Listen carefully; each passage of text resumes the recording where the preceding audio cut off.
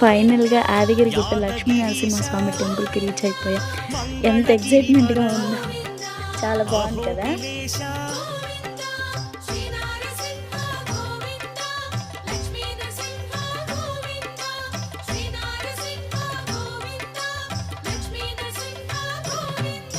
శ్రీ మధుసూదన మాధవదేవా ఆశ్రితలోల భీకర రూప